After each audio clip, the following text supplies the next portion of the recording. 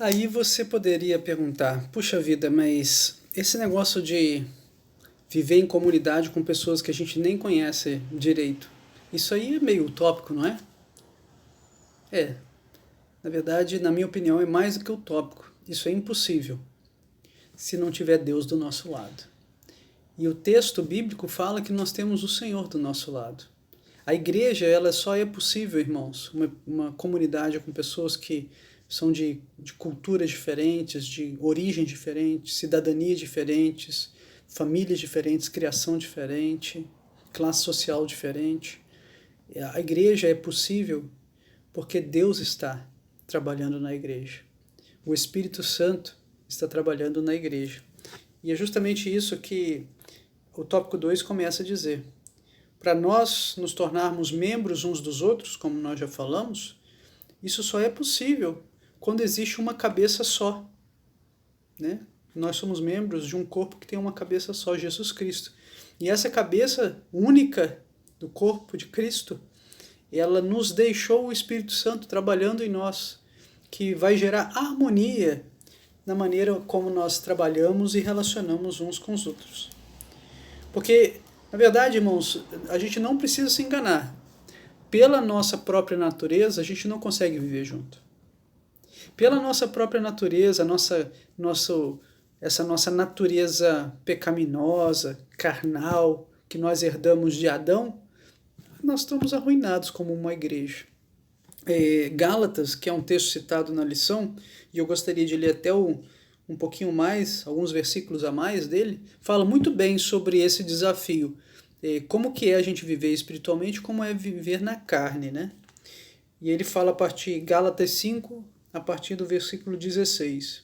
Texto muito conhecido, né? As obras da carne e o fruto do Espírito. Gálatas 5, 16 a 26. Digo, porém, andai no Espírito e jamais satisfareis a concupiscência da carne, porque a carne milita contra o Espírito e o Espírito contra a carne, porque são opostos entre si, para que não façais o que porventura seja do vosso querer. Mas se sois guiados pelo Espírito Santo, não estáis sob a lei. Ora, as obras da carne são conhecidas e são prostituição, impureza, lascívia, idolatria, feitiçaria, são pecados escandalosos, né? E aí vem alguns pecados que às vezes nós somos muito complacentes a respeito deles. A gente tolera ele dentro das nossas igrejas, tolera ele dentro da nossa família, mas são igualmente ruins. Inimizades, porfias, ciúmes, iras, discórdias, dissensões, facções, invejas, bebedices, glutonarias e coisas semelhantes a estas. E aqui vem o alerta do apóstolo Paulo, a respeito das quais eu vos declaro, como também outrora já vos preveni, que não herdarão o reino de Deus os que tais coisas praticam. Em contrapartida, o fruto do Espírito é amor, alegria, paz, longanimidade, benignidade, bondade, fidelidade, mansidão, domínio próprio. Contra essas coisas não tem lei, não há lei. E os que são de Cristo Jesus crucificaram a carne com as suas paixões e concupiscências. Se vivemos no Espírito, andemos também no Espírito. Irmãos, se vivemos no Espírito, o Espírito é a razão, é aquilo que nos capacita a viver espiritualmente. Foi somente porque recebemos o Espírito de Deus que nós fomos vivificados.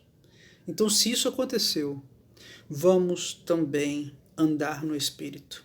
Não nos deixemos possuir de vanglória, ou seja, aquele orgulho pessoal achando que a gente não precisa de ninguém, que as pessoas são piores ou são menores do que a gente, mas não vamos deixar nos possuir de vanglória, provocando uns aos outros, tendo inveja uns dos outros. Ciúmes, invejas, brigas, inimizades, são todas carnalidades, irmãos, que a gente vê, às vezes, manifestando na igreja. A gente não vê aqueles pecados escandalosos, mas esses pecados são igualmente sérios e nos acometem, são frutos da carnalidade. É claro que quando isso aqui se manifesta da igreja, irmãos, não tem unidade, não tem comunhão, não tem como as pessoas servirem uns aos outros, as pessoas ficam com medo de conversar umas com as outras, ficam com medo de abrir o coração umas para as outras, as pessoas não oram uns pelos outros de maneira adequada. Então as pessoas ficam frequentando a igreja, né, como se frequenta uma religião qualquer. E a igreja deixa de ser uma comunidade. Aqui, o Espírito Santo é o que faz diferença na nossa vida. Nós devemos nos encher do Espírito, que se nós não nos enchermos do Espírito, o que nós vamos viver na nossa vida é carnalidade. E a carnalidade não contribui com ninguém. Eu, pessoalmente, não tenho nada para oferecer para ninguém. Se não for aquilo que Jesus fez na minha vida, aquilo que o Espírito trabalha na minha vida, que eu sou capaz de compartilhar. Se não for isso, irmãos, eu serei vazio, eu não terei o que contribuir com a igreja de Deus. O Espírito Santo faz com que nos tornemos amigos uns dos outros. Ele cita também o autor da revista, Romanos capítulo 12, texto muito lindo, que fala sobre essa vida em comunidade quando o Espírito Santo trabalha em nós. O amor seja sem hipocrisia, detestai o mal, apegando-vos ao bem, amai-vos cordialmente. Tem gente que não sabe ser cordial, tem gente que gosta de ser antipático, gosta de ser mesquinho, gosta de ser arrogante, mandão. Não, o amor seja cordial uns com os outros, o amor seja fraternal, preferindo-vos em honra uns aos outros. Sabe o que é isso? É a gente querer que o outro seja honrado. E se eu precisar ser desonrado, não tem importância, eu vou virar para o outro e vou honrar o outro naquilo que depender de mim. Regozijai-vos, honra uns aos outros. No zelo, não sejais remissos. Ou seja, não sejam pessoas que não conseguem contribuir ou pessoas ausentes. Não. Sejam presentes. Sede fervorosos de espírito, servindo ao Senhor.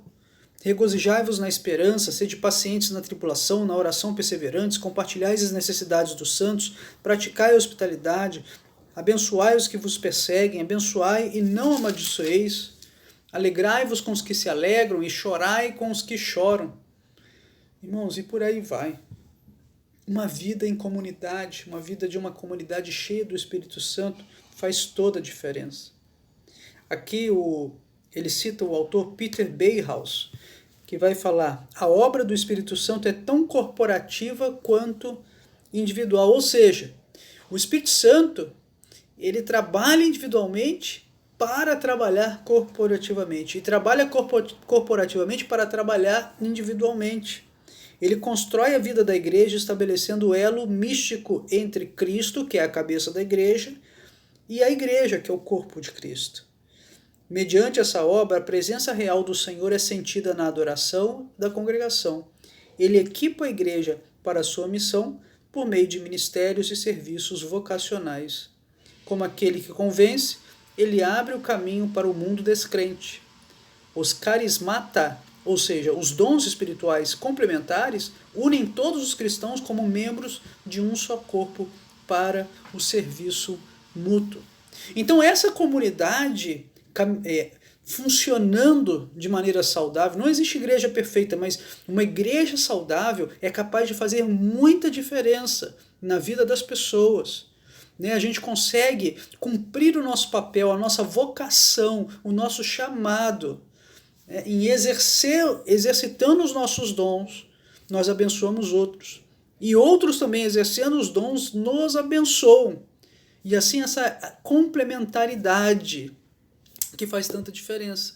Irmãos, muitas pessoas sofrem por causa da ansiedade porque elas não exercitam os dons que elas receberam de Deus. E isso gera um mal-estar tão grande. Quando a gente fica infrutífero, a gente fica ansioso. E a vida em comunidade enfraquecida, ela deixa de cumprir esse papel terapêutico em nós. Aqui a gente vai falar sobre o modo que o Espírito Santo age em nós e guia os anjos de Deus. E fazendo assim, ele nos ensina. Ele nos ensina tanto agindo em nós, como guiando os anjos de Deus também a nosso favor. Ele faz isso guiando para o ministério. Aqui lembra, por exemplo, aquela experiência que Felipe teve com o eunuco, né? Ele estava num outro lugar e o Espírito Santo o moveu para uma outra localidade onde ia passar ali o carro do eunuco, um oficial da rainha da Etiópia, e ele passando com o carro, Felipe foi capaz de ouvir ele lendo o profeta Isaías em voz alta, e ele não... Aí Felipe ousou em perguntar para ele, falou, você está entendendo o que você está lendo? Ele falou, não tem ninguém para me explicar. Como é que eu vou entender se ninguém me explica? E aí o Felipe começou a explicar para ele, subiu lá no carro, começou a explicar, e foi uma bênção tremenda, né? É o Espírito Santo, né, guiando o seu povo no exercício dos seus dons e dos seus ministérios, provendo, por exemplo, para a vida. Aqui a gente precisa lembrar que o Espírito Santo provê o nosso sustento espiritual e o sustento físico que vem de Deus para nós, né? Aos seus amados ele dá o pão enquanto eles dormem, né? Então assim, e não apenas isso, quando o Espírito Santo está se movendo em nós, além da gente estar provido, a gente tem condição de dividir com os outros, prover para os outros também. Isso é uma coisa muito bonita que a gente vê na nossa comunidade, na nossa igreja, né? Mesmo, nós não somos uma igreja rica, não somos pessoas ricas, mas mesmo assim, de vez em quando a gente tem condição e Deus nos chama a tirar um pouquinho da gente para compartilhar com alguém que esteja numa situação mais difícil. Fazemos isso de vez em quando, né? Então, assim, não existe ninguém tão pobre que não possa compartilhar algo com alguém. E talvez, assim, uma das coisas que eu mais sou contrário, né, a uma política muito de esquerda, é que faz das pessoas muito sem terem o que contribuir. E eu acho que a gente é abençoado, a gente também cresce, a gente também é abençoado quando abençoa outras pessoas, né? Então, assim, ninguém poderia ser enquadrado como alguém que não pode fazer nada. Talvez aquela pessoa esteja debilitada naquele momento para alguma coisa, mas ela pode ser útil em outra área, e Deus guia nesse sentido. Deus guia também nos protegendo, guia os anjos para nos protegerem. Aqui lembra do caso de Daniel lá na Cova dos Leões, e também, na verdade, particularmente, a presença lá do anjo da quarta pessoa com os amigos de Daniel na fornalha, Cedraque, Mesaque e Abdenego, que eles recusaram se dobrar diante da imagem lá de Nabucodonosor e foram jogados na fornalha ardente, e eles caminharam pela fornalha sem se queimar, né, protegidos por uma quarta pessoa, que nós acreditamos seja uma manifestação do próprio Deus. Eles foram tirados da fornalha, e a fornalha estava tão quente que quando jogaram as outras pessoas lá dentro, as pessoas se queimaram de maneira imediata, mas os servos de Deus não foram afetados. Aqui a gente lembrando que Deus tem um propósito sublime na vida de cada um dos seus filhos, e na igreja a gente vê esses propósitos se cumprindo, né? Também vemos o anjo do Senhor que se acampa ao redor dos que o temem e os livra, servindo-os em tudo que eles necessitam. Aqueles que confiam no Senhor sabem que Deus destina seu Santo Espírito para cuidar deles, consolando-os, acampando-se ao redor deles, amparando-os, servindo-os. Quando Jesus Cristo contou aos seus discípulos sobre o seu retorno ao céu, ele disse: eu rogarei ao Pai, e ele vos dará outro Consolador, a fim de que esteja para sempre convosco, o Espírito da verdade, que o mundo não pode receber, porque não o vê, nem o conhece. Vós os conheceis, porque ele habita convosco e estará em vós. Observe, irmãos, os detalhes aqui. Jesus afirma que o Pai dará o Espírito Santo, ou seja, o Espírito Santo foi dado para nós, ele habita em nós, ele está em conosco por determinação de Deus. Esse Espírito Santo é outro Consolador, Cristo é o nosso Consolador, e ainda assim Deus nos deu outro Consolador. O Espírito Santo nos guiará à verdade, ele estará para sempre conosco. São detalhes tão lindos. Ele habita conosco, estará em nós. Então, essa coisa do Espírito Santo fazer morada em nós, de uma vez por todas, nos carimbando, nos selando como templos de Deus, templos do Espírito Santo. Então, assim, os anjos do Senhor, o Espírito Santo de Deus estão agindo para nosso favor, para o nosso ensinamento, e devemos repetir suas ações. Devemos receber esse ministério do Espírito Santo, essa ação dos anjos, e multiplicar e repartir e fazer a nossa parte de tal forma que outros também sejam abençoados dessa forma.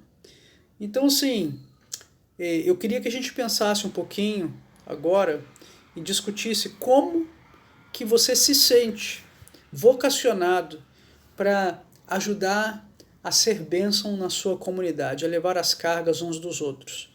Como você tem sido usado por Deus na sua comunidade. Vamos pensar um pouquinho sobre isso e discutir um pouco também.